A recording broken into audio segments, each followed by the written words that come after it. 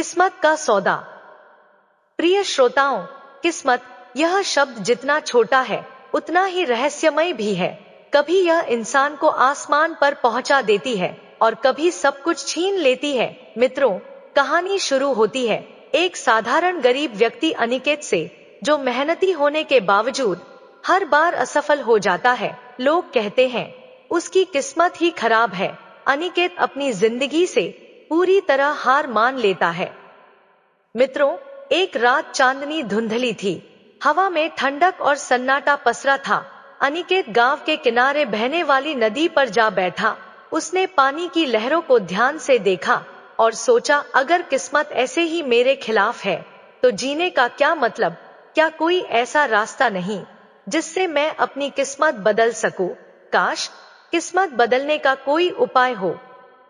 उस रात अनिकेत की यह पुकार अनसुनी नहीं रही, क्योंकि अंधेरे के बीच कोई और भी उसकी आवाज सुन रहा था।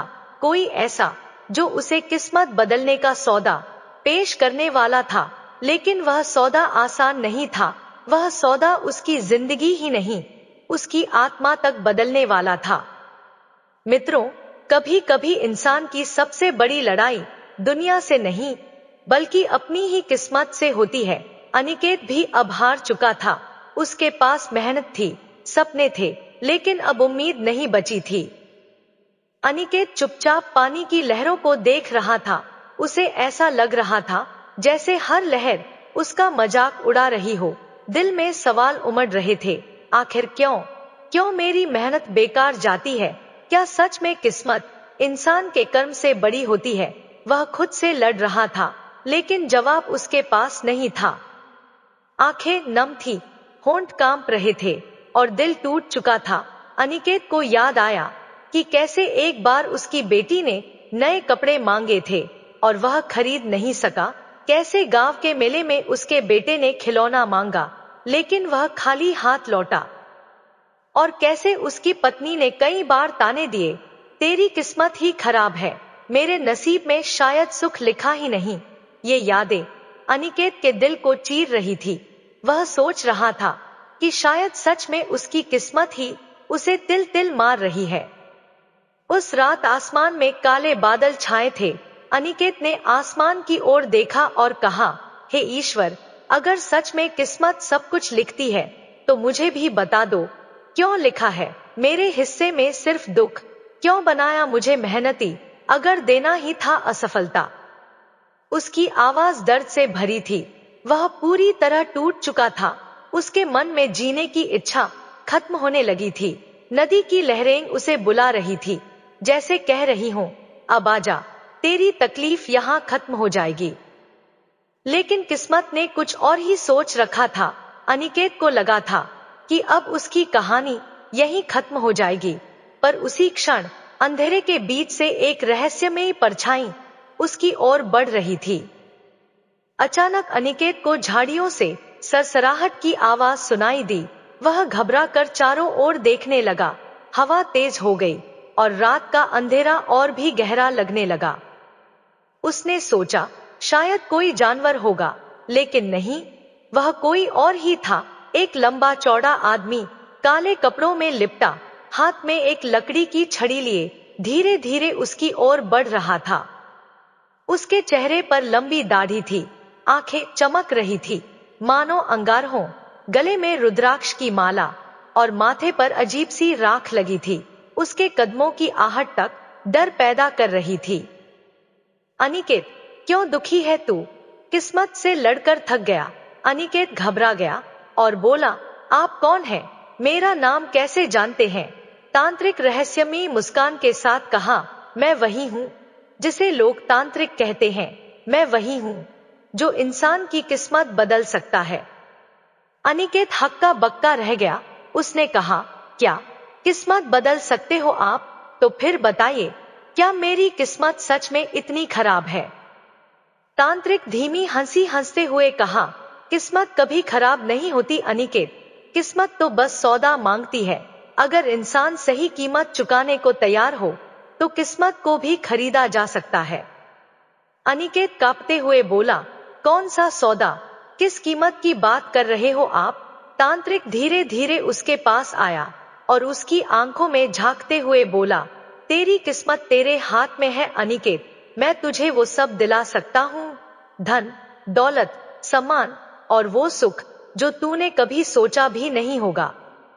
लेकिन याद रख, हर सौदे की एक कीमत होती है, तेरे सौदे की कीमत भी बहुत भारी होगी।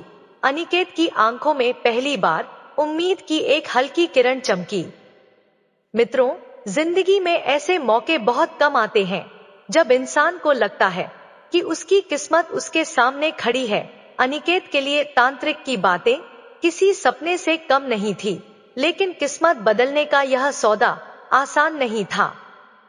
तांत्रिक ने गहरी आवाज में कहा, अनिकेत, अगर तू सच में अपनी किस्मत बदलना चाहता है तो तुझे एक सौदा करना होगा। इस सौदे में तुझे तेरी आत्मा का एक हिस्सा मुझे देना होगा।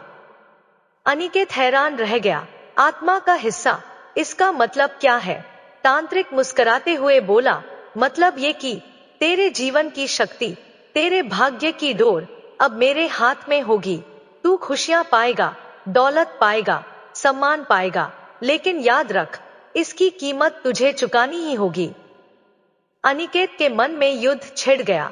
एक तरफ उसकी गरीबी, भूख, पत्नी और बच्चों की तकलीफें, दूसरी तरफ तांत्रिक की रहस्यमयी शर्त। उसने सोचा, मेरे पास खोने को है ही क्या? आज मैं दुखी हूँ, बदनाम हूँ, और कल शायद मेरे बच्चे भी भूख से मर जाएं। अगर यह सौदा कर लिया तो शायद मेरी जिंदगी बदल जाएगी। अनिकेत कांपते स्वर में बोला, अगर मेरी किस्मत बदल सकती है तो मैं तैयार हूँ। ले लो मेरी आत्मा का हिस्सा, मुझे चाहिए धन, दौलत और वो इज्जत जो मुझे कभी नहीं मिली। तांत्रिक आंखें बंद कर मंत्र पढ़ते हुए कहा, ठीक है अनिकेत, आज से तेरी किस्मत तेरे खिलाफ नहीं, तेरे पक्ष में होगी। लेकिन याद रख, जो भी सुख तू पाएगा उसकी कीमत दूसरों की बदकिस्मती होगी। तांत्रिक ने अपनी छड़ी उठाई और अनिकेत के माथे पर राख लगाई। हवा अचानक तेज हो गई, नदी की लहरें गरजने लगी। अनिकेत की आंखें भारी होने लगी और उसे ऐसा महसूस हुआ जैसे उसके भीतर से कोई शक्ति खींची जा रही हो। मित्रों, उस रात एक सौदा पूरा हुआ। एक इंसान ने अपनी किस्मत बदलने के लिए अपनी आत्मा का हिस्सा बेच दिया, लेकिन उसे यह अंदाजा नहीं था कि यह सौदा उसके जीवन का सबसे बड़ा अभिशाप भी बन सकता है। मित्रों, अनिकेत को लगा कि अब उसकी जिंदगी बदल जाएगी, लेकिन किस्मत हमेशा वही नहीं देती जो हम सोचते हैं। कभी कभी किस्मत हमें वो देती है जिसकी कीमत हम चुकाना ही नहीं चाहते। मित्रों, रात का सौदा पूरा हो चुका था। अनिकेत की किस्मत की डोर अब किसी और के हाथ में थी, लेकिन जब सुबह हुई तो मानो उसकी जिंदगी ही बदल गई। अनिकेत जब दरवाजे से बाहर निकला तो उसने देखा कि खेतों में पहली बार ढेर सारी फसल खड़ी है। पड़ोसी आकर कहने लगे, अनिकेत, कल रात की बारिश से तेरा खेत हरा भरा हो गया, तेरा तो इस बार बड़ा मुनाफा होगा। अनिकेत हैरान रह गया। जहां हर बार उसकी फसल सूख जाती थी, वहीं आज सब कुछ सुनहरा दिख रहा था। कुछ ही दिनों में शहर के व्यापारी उसके घर आए और उसकी फसल दोगुने दामों में खरीद ली। घर में सोने चांदी के सिक्कों की खनखनाहट गूंज उठी। पत्नी और बच्चे उसकी ओर हैरानी से देखने लगे। पत्नी खुश होकर बोली, अनिकेत, ये सच है या सपना? इतने सालों में पहली बार हमारे घर में सुख आया है। धीरे धीरे गांव वाले, जो पहले अनिकेत को ताना मारते थे, अब उसकी तारीफ करने लगे। सरपंच ने उसे पंचायत में बुलाया और कहा, अनिकेत, अब तू हमारे गांव का सम्मान है, तू चाहो तो अगली बार गांव का मुखिया बन सकता है। मित्रों, अनिकेत को वह सब मिलने लगा जिसके लिए वह बरसों से तरस रहा था, धन, सम्मान और इज्जत। घर में दीपक जलने लगे, बच्चे नए कपड़े पहनने लगे, पत्नी के चेहरे पर मुस्कान लौट आई। गांव के लोग अब उससे दोस्ती करने लगे, मेहमानदारी करने लगे। हर ओर मानो अनिकेत की किस्मत चमकने लगी। अनिकेत की आंखों में खुशी थी, लेकिन दिल में कहीं हल्की सी बेचैनी भी। उसे याद आया तांत्रिक की बात, तेरा सुख दूसरों की बदकिस्मती से जुड़ा होगा। अनिकेत ने इस बात को नजरअंदाज कर दिया। उसने सोचा कि शायद यह सिर्फ एक डराने वाली बात थी, लेकिन किस्मत के खेल की असली शुरुआत तो अब होने वाली थी। मित्रों, किस्मत का पलटाव अनिकेत की जिंदगी में रोशनी ले आया था, लेकिन जहां एक दीप जलता है, वहां किसी और के हिस्से अंधेरा भी पड़ता है। यही था किस्मत के सौदे की असली खेल। पहली घटना, अनिकेत का पड़ोसी रामलाल, जिसकी फसल हमेशा अच्छी होती थी, अचानक बीमारी से गिर पड़ा। उसकी पूरी फसल खेत में ही सड़ गई। गांव वाले आपस में कहने लगे, अजीब है, रामलाल की किस्मत अचानक बिगड़ गई। और उसी समय अनिकेत की किस्मत चमक गई। अनिकेत यह सुनकर चौंक गया। उसके मन में तांत्रिक की बात गूंज उठी, तेरा सुख दूसरों की बदकिस्मती से जुड़ा होगा।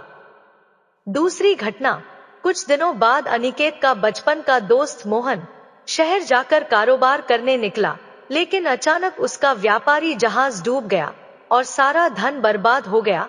मोहन दर दर की ठोकरें खाने लगा। मित्रों, हर बार जब किसी का नुकसान हुआ, उसी समय अनिकेत के घर खुशियों की बारिश होने लगी, जैसे कि किसी अदृश्य शक्ति ने दोनों की किस्मतें आपस में बांध दी हों। अनिकेत को अब रातों को नींद नहीं आती थी। वह सोचता, क्या मेरी खुशी की कीमत दूसरों का दर्द है? क्या मेरी दौलत मेरे अपने लोगों के दुख पर बनी है? पत्नी ने उसे सांत्वना दी, ये सब तेरा वहम है अनिकेत, किस्मत बदल गई है, अब तू खुश रह। लेकिन अनिकेत जानता था, यह केवल वहम नहीं है, यह सच है, और यह सच उसकी आत्मा को खा रहा था। एक रात जब अनिकेत अकेला बैठा था, अचानक उसे वही तांत्रिक दिखाई दिया। उसकी आंखें लाल चमक रही थी। तांत्रिक गहरी आवाज में कहा, अनिकेत, याद है ना, मैंने कहा था तेरे सुख की कीमत दूसरों का दुख होगा। अब तो तू देख ही रहा है कि तेरी किस्मत कैसे दूसरों का भाग्य खा रही है। अनिकेत घबराकर बोला, लेकिन मैंने तो ऐसा सौदा नहीं चाहा था, मैंने किसी को नुकसान पहुंचाने की कसम नहीं खाई थी। तांत्रिक हंसते हुए बोला, सौदा एक बार हो गया अनिकेत, अब तुझे उसकी पूरी कीमत चुकानी होगी। किस्मत का खेल कभी बिना कीमत के नहीं मिलता। अनिकेत ने पाया कि हर खुशी की जड़ में किसी का दुख छिपा है। उसकी मुस्कान किसी और की आह से बनी है, और यह एहसास उसे भीतर ही भीतर तोड़ने लगा। लेकिन असली कीमत अभी बाकी थी। मित्रों, आखिर किस्मत उससे और क्या छीनने वाली थी? क्या अनिकेत इस सौदे को सह पाएगा, या उसकी आत्मा ही उसे नष्ट कर देगी? यह जानने लिए कहानी में बने रहिए मित्रों। किस्मत की कीमत अब अनिकेत को हर दिन चुकानी पड़ रही थी, लेकिन असली अंधकार तो अब उसके जीवन में दस्तक देने वाला था। एक रात अनिकेत ने देखा कि उसके कमरे की दीवार पर कोई अजीब परछाई घूम रही है। वह चौंक कर उठा, लेकिन कमरे में कोई नहीं था। पत्नी ने कहा, अनिकेत, तुझे वहम हो रहा है। लेकिन अनिकेत जानता था कि यह वही शक्ति है जिसके साथ उसने सौदा किया था। दूसरा संकेत, अनिकेत का छोटा बेटा अचानक बीमार पड़ गया। डॉक्टर और वैद्य कोई कारण नहीं बता पाए। बच्चे के मुंह से नींद में बार बार एक ही शब्द निकलता, सौदा, सौदा। अनिकेत का खून ठंडा पड़ गया। उसने समझ लिया कि अब तांत्रिक की परछाई उसके परिवार पर भी मंडरा रही है। गांव के लोग अब अनिकेत से डरने लगे थे।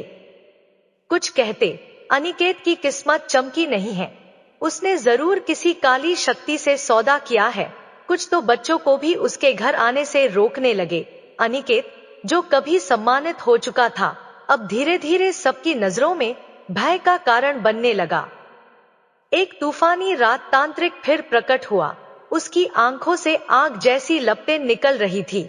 उसने कहा, अनिकेत, अब तेरा समय शुरू हो गया है।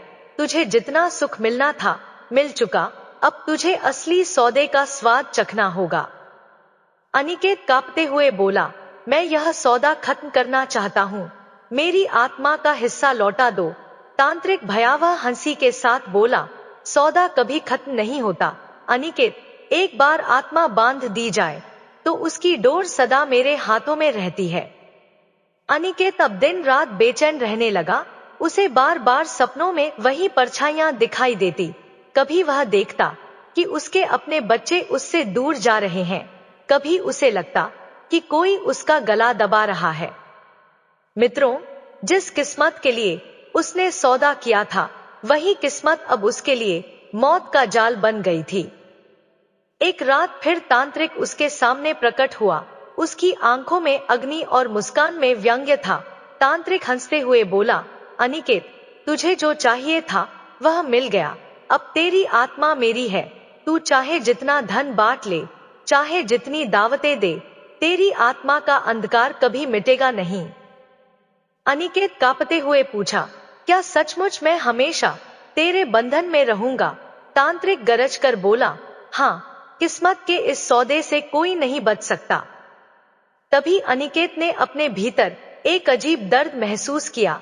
उसे लगा जैसे उसकी आत्मा भीतर से रो रही है, उसे पुकार रही है। उसकी आंखों से आंसू बह निकले। उसने महसूस किया कि वैभव और सम्मान होते हुए भी उसका मन खाली और अंधकारमय है। अगले दिन गांव का एक बूढ़ा साधु महल के द्वार पर आया। उसने अनिकेत की आंखों में झांकते हुए कहा, बेटा, किस्मत का सौदा करके जो तूने पाया है वह क्षणिक है। आत्मा परमात्मा की धरोहर है। उसे कोई भी सदा के लिए कैद नहीं कर सकता। लेकिन मुक्ति आसान नहीं है। इसके लिए तप, त्याग और सेवा का मार्ग चुनना होगा। अनिकेत के मन में जैसे बिजली कौंध गई। उसे पहली बार एहसास हुआ कि उसकी किस्मत का असली सौदा अब तक अधूरा है। अनिकेत ने अंधकार का सच देख लिया था। वह जान चुका था कि सौदे से मिली किस्मत सिर्फ छलावा है। सच्ची किस्मत कर्म और त्याग से ही बनती है। संत ने आगे कहा, तुझे अपने सुख सुविधाओं का त्याग कर निस्वार्थ सेवा करनी होगी। तू जिस सुख के लिए दूसरों का दुख खरीद लाया, अब उसी दुख को बांटकर दूसरों के जीवन में उजाला भरना होगा। यही तेरी आत्मा को मुक्त करने का एकमात्र मार्ग है। अनिकेत की आंखों से आंसू बहने लगे। उसने प्रण किया, मैं अब अपनी किस्मत नहीं, दूसरों की किस्मत संवारने का प्रयास करूंगा। मित्रों, मोक्ष का मार्ग पाना आसान नहीं। आत्मा को मुक्त करने के लिए तप और त्याग की अग्नि परीक्षा देनी ही पड़ती है। अब अनिकेत उस राह पर कदम रखने वाला था, लेकिन संत ने चेतावनी भी दी, याद रख, तांत्रिक तुझे रोकने की पूरी कोशिश करेगा। यही तेरी अंतिम परीक्षा होगी। अनिकेत गांव में सबको इकट्ठा करके कहा, यह धन और सुख मेरा नहीं है। यह दूसरों के दुख की कीमत पर मिला है। मैं अब यह सब त्याग कर तुम्हारे बीच रहूंगा और सेवा करूंगा। पहले तो गांव वाले हैरान रह गए, फिर धीरे धीरे उन्होंने उसकी सच्चाई समझी। उसी रात जब अनिकेत ने धन बांटना शुरू किया, तांत्रिक प्रकट हुआ। उसकी आंखें क्रोध से जल रही थी। उसने गर्जना की, अनिकेत, तू मेरा सौदा तोड़ना चाहता है? याद रख, मैं तुझे कभी मुक्त नहीं होने दूंगा। आकाश में बिजली चमकने लगी, हवाएं तूफान की तरह चलने लगी। गांव वाले डरकर भागने लगे। अनिकेत डरा नहीं। वह गांव के मंदिर में जाकर दीपक के सामने बैठ गया और आंखें बंद करके प्रार्थना करने लगा। उसने पूरे मन से पुकारा, हे प्रभु, मैंने गलती की थी, पर अब मैं दूसरों की भलाई के लिए जीना चाहता हूँ। मेरी आत्मा को इस अंधकार से मुक्त कर दीजिए। अचानक मंदिर में घनघोर प्रकाश फैल गया। तांत्रिक की शक्ति उस प्रकाश में जलने लगी। वह चीखता हुआ गायब हो गया। फिर अनिकेत ने गांव का धन लौटाया, गरीबों की सेवा की और कई दिनों तक तपस्या करता रहा। धीरे धीरे उसका चेहरा शांत और तेजस्वी हो गया। उसकी आत्मा के भीतर अब एक नई रोशनी जन्म ले चुकी थी। मित्रों, जिस आत्मा को उसने लालच के कारण सौदे में बांध दिया था, आज वही आत्मा त्याग और सेवा से मुक्त होने की ओर अग्रसर थी। लेकिन किस्मत का असली सच अब सामने आना बाकी था। संत फिर अनिकेत से मिलने आए। उन्होंने कहा, अनिकेत, तूने अंतिम परीक्षा पूरी कर ली है। अब तेरी आत्मा मुक्त है, क्योंकि तूने समझ लिया है कि किस्मत सौदे से नहीं, कर्म से बनती है। अनिकेत ने हाथ जोड़कर पूछा, महाराज, क्या मेरी किस्मत अब मेरे वश में है? संत मुस्कुराकर बोले, नहीं अनिकेत, किस्मत कभी किसी के वश में नहीं होती, परंतु तेरे कर्म ही तेरी किस्मत को नया रूप देते हैं। सच्चा सौदा वही है जब इंसान अपने स्वार्थ का त्याग कर दूसरों की भलाई करता है। अब गांव वाले अनिकेत को सम्मान देने लगे। वे कहते, पहले अनिकेत ने किस्मत के लिए आत्मा बेच दी थी, लेकिन अब उसने किस्मत को कर्म से जीत लिया है। बच्चे फिर उसके घर खेलने आने लगे और लोग उसकी सेवा भावना से प्रेरणा लेने लगे। वह तांत्रिक जिसने अनिकेत की आत्मा को बांधा था, अपनी ही काली शक्तियों के जाल में फंस गया। जब अनिकेत ने त्याग और सेवा का मार्ग अपनाया, उसकी शक्ति क्षीण हो गई। अंततः वह तांत्रिक अकेला और पराजित रह गया और उसकी आत्मा भी भटकने लगी। मित्रों, काली शक्तियां तभी प्रबल होती हैं जब इंसान लालच में फंसता है।